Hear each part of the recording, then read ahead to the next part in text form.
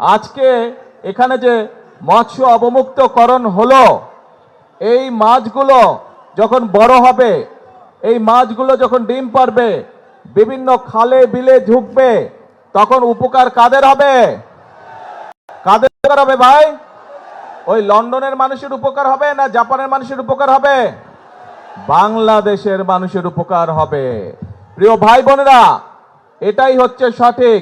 অর্থাৎ আপনারা বিগত নির্বাচনে বাংলাদেশ জাতীয়তাবাদী দল অর্থাৎ শহীদ রাষ্ট্রপতি জিয়াউর রহমানের দল, দেশনেত্রী বেগম খালেদা জিয়ার দল বিএনপিকে আপনারা জয়যুক্ত করেছিলেন।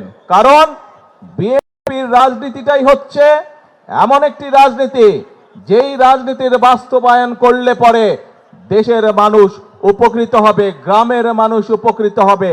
এটাই হচ্ছে বিএনপির রাজনীতি। এবং সে কারণেই আমরা চাই এই রাজনীতি বাস্তবায়নের মাধ্যমে বাংলাদেশকে একটি কল্যাণমুখী রাষ্ট্র গড়ে তুলতে। আমি ভরসা রাখি হিরন স্মার্ট ওয়াটার পিউরিফায়ারে।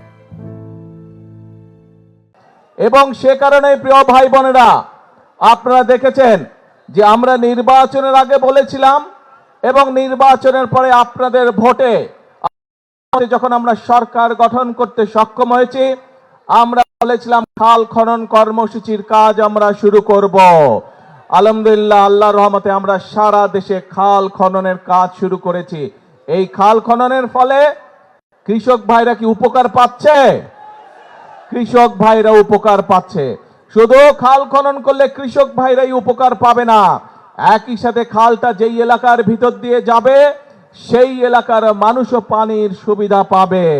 সেজন্যই একই সাথে শুধু করলেই হবে না, খাল খননের পানি যেমন উপকারে লাগবে, সেই পানির আরো সৎ ব্যবহার করতে হবে। এবং তারই অংশ হিসাবে আজকে আমরা এই নদীতে আমরা মাছ ছাড়ে পোনা ছাড়লাম, কিন্তু ধীরে ধীরে ইনশাল্লাহ সমগ্র নদী এবং বড় বড় খালগুলোতে আমরা সারা বাংলাদেশের খালগুলোতে আমরা মাছের আরোহণ গড়ে তুলব, মৎস্যের পোনা আমরা ছাড়বো পর্যায়ক্রমিক ভাবে, যাতে করে এই পানির সেচ সুবিধা যেমন কৃষক ভাইরা পাবে, এই মাছগুলো ধরার মাধ্যমে খাদ্যের চাহিদা যাতে মানুষ পূরণ করতে পারে। প্রিয় ভাই বোনেরা, এবং এই কল্যাণমুখী রাষ্ট্র করতে গিয়ে আমাদের আরেকটি পরিকল্পনা ছিল, এই যে এখানে হাজার হাজার মা বোনেরা আজকে দাঁড়িয়ে আছে, এই মা বোনদেরকে শিক্ষিত করার জন্য দেশনেত্রী খালেদা জিয়া যখন দেশ পরিচালনার দায়িত্বে ছিলেন, উনি একটি পদক্ষেপ গ্রহণ করেছিলেন। সেটি হচ্ছে নারীদের শিক্ষা ব্যবস্থা ক্লাস 12 পর্যন্ত, ইন্টারমিডিয়েট পর্যন্ত উনি ফ্রি করে দিয়েছিলেন নারীদের শিক্ষা ব্যবস্থা।